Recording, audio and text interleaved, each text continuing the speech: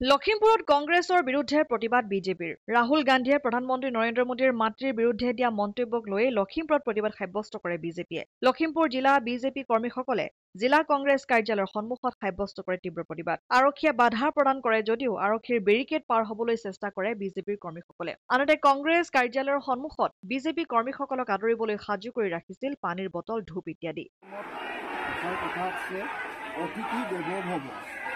যিসকল অতিথি কোনো ধৰণৰ খবৰ নিদিয়াকৈ আহে তেখেতসকল অতিথি আৰু আলহীসকলক খবৰ দি আহে।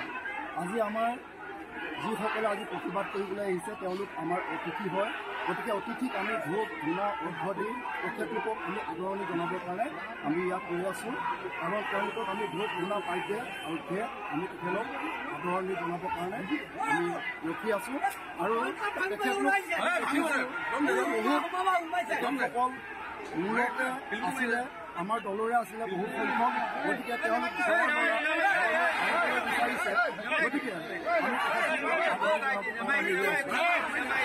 দল আজি কংগ্ৰেছ আজি ভৱনটো তেওঁলোকে ঘেৰাও কৰিবলৈ অহা কাৰ্যসূচীটো একচুৱেলি হাঁহিবলগীয়া কাৰ্য।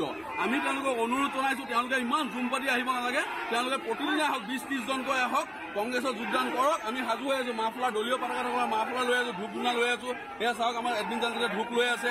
আমি তেওঁলোকক আদৰিছোঁ কংগ্ৰেছত। তেওঁলোকে গম পাই গৈছে ইতিমধ্যে যে 26ত বিজেপি খেদিব, কংগ্ৰেছৰ চৰকাৰ হ'ব। গৌৰৱ গগৈ ডাঙৰীয়াৰ নেতৃত্বত, ভূপেন কুমাৰ বৰা ডাঙৰীয়াৰ নেতৃত্বত যে অসমত কংগ্ৰেছ চৰকাৰ হ'ব তেওঁলোকে আগতীয়াকৈ গম পাই গৈছে। তেওঁলোক শংকিত হৈছে।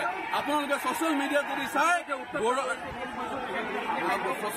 যদি চাই আপোনালোকে নৰেন্দ্ৰ মোদীতকৈ ৰাহুল গান্ধী ডাঙৰীয়াৰ 100% বাঢ়ি গৈছে ভিউৱাৰ্ছ। সেইকাৰণে তেওঁলোক শংকিত হৈছে। আমি অনুৰোধ জনাইছোঁ তেওঁলোকে ক্ৰমান্বয়ে আহি লাহে লাহে আহি পেলাই কংগ্ৰেছ দলত যোগদান। লখিমপুৰৰ পৰা ৰাহানুদ্দিন আহমেদৰ ৰিপৰ্ট, অসম আদিত্য।